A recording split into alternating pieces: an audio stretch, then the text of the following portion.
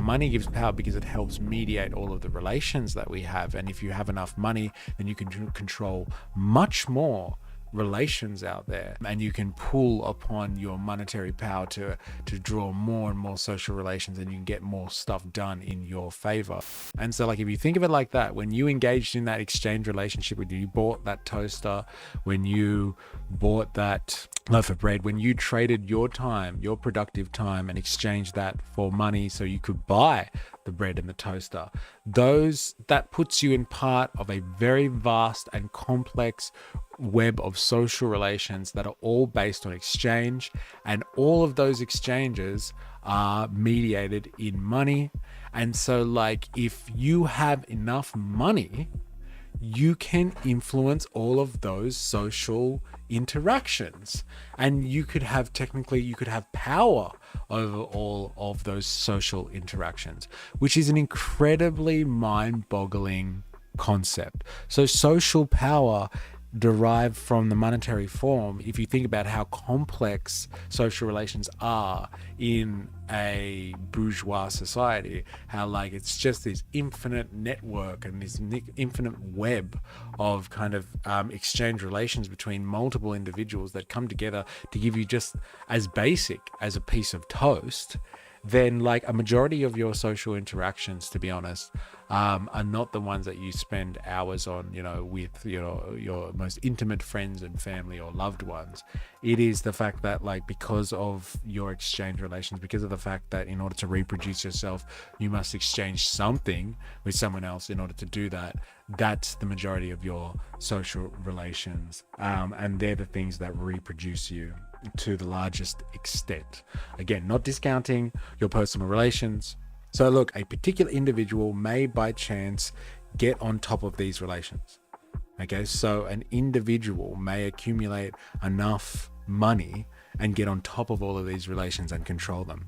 But the mass of those under their rule cannot, since their mere existence expresses subordination, the necessary subordination of the mass of individuals. So this is another reason why you can only have so many people, like a handful of people in any society, that are the richest people out there. So at the moment it's billionaires, so you can only have a handful or a slim majority of the population that are billionaires. Like 100 years ago, like the richest people were millionaires. Now millionaires are pretty common, so it's billionaires. What he's saying here is, if you had like too many billionaires out there, too many chefs, then like this system of exchange wouldn't work. And that's why you have some people that have the ability to accumulate untold riches and use that for social power, and others cannot. Individuals are now ruled by abstractions, where earlier they depended on one another.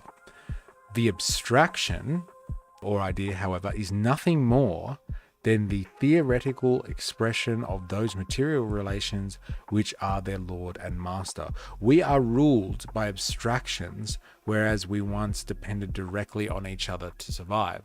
So like I said before, we are ruled now by exchanges with one another in terms of our social relations, as opposed to relying on somebody else to actually produce something that you need and having to build up a relationship with that person. So like, let's say I was a farmer and somebody else was a producer of agricultural tools.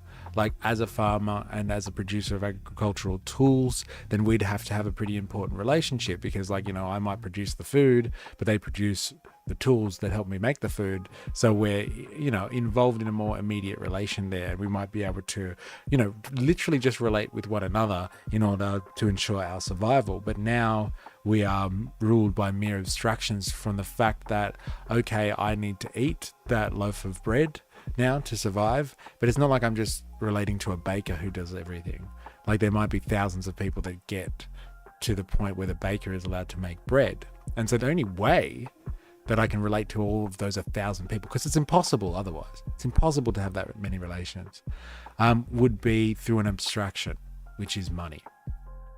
So money is this weird thing that kind of rules over our social relations and captivates us in this exchange society, which I think is an incredible concept to grapple with. There was one other point that I wanted to raise, which Marx talks about, which I think is very interesting. In the exchange relation, money is that median, is that force that moves between all exchange relations and makes them all common.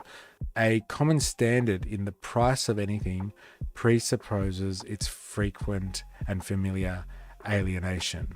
So basically, a price, or the fact that there is an exchange value for things, presupposes as well that there is a system where things are being produced and consistently alienated from the producers. In order to have a system of exchange and of exchange values that reign supreme, it presupposes a society that has basically given up on producing, where individuals produce for their own needs, and only produce articles which then become alien to them, so that they're only produced for others' consumption and for others' use. And so, like, what's really interesting about that is like how tightly knit society is as a result of that. Like, if I cannot survive unless I'm in relation to you and 1,000 other people, and like other people, all the other thousands of people out there are only able to survive because they're in some, you know, very detached relationship with me and everyone else. Like, society is inextricably linked now. Like, before, you could really be an individual in, like, you know, another time, like pre-industrial capitalism. Maybe you lived self-sufficiently. You had a large enough plot and you basically made enough of your own food and your own goods, and like you traded some of that. So if you really needed money, you just traded a little bit of stuff and you bought stuff that you really couldn't make for yourself. But like, for the most part, you were pretty self-sufficient. But like now, because of like how technical society is in terms of like our scientific understanding, our knowledge, our means of production, so the technology, the machinery, the science, the knowledge, of the understanding that we have now has made a society where we're so linked to each other through exchange. We are incredibly reliant on everyone out there to reproduce our existence as individuals and as a society of individuals. And so really, we are more socially dependent on society now than maybe we have ever been in human history. And that's really exciting. Like, it's scary in the sense that, like, in the capitalist system, you have crises of production. And so like when you have a crisis, like everyone's thrown into this crisis as well, and it affects everyone because we're so closely linked to one another. We rely so heavily on each other to survive. Like, it's scary in that sense because everyone's relations are mediated only by their exchange value to one another. But like, if we have a complex society now that is based on, you know, infinite numbers of relations, and all of those relations are mediated by exchange value, the money, if we were able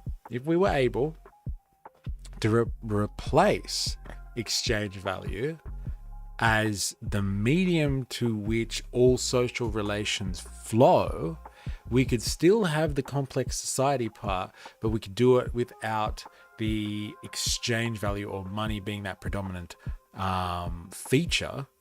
Then that would be a revolutionary society, and that would be an absolute game changer for humanity generally. So the real question we should be asking ourselves, like establishing this idea of what the hell money is and why does it give power? Like, okay, money gives power because it helps mediate all of the relations that we have. And if you have enough money, then you can control much more relations out there. And like, you can really basically dictate what the market is doing. And you can pull upon your monetary power to draw more and more social relations, and you can get more stuff done in your favor the more money you have. But like, we could acknowledge the fact that we live in an incredibly complex and tight-knit society now. But like, if we were able to reduce the requirement of exchange values in social relations, because we've gotten to a point where our technology is so important and so developed, we could change the idea that money has social power. Now, if you like this video, give it a like and a comment, and subscribe for more. Remember, I am, you are, we are a mystery. I am on Patreon. Please follow the link in the description and sign up for free. We are trying to build a revolutionary community over there. So go become a member for free and join the conversation. If you can contribute financially, that would help a lot towards making this content.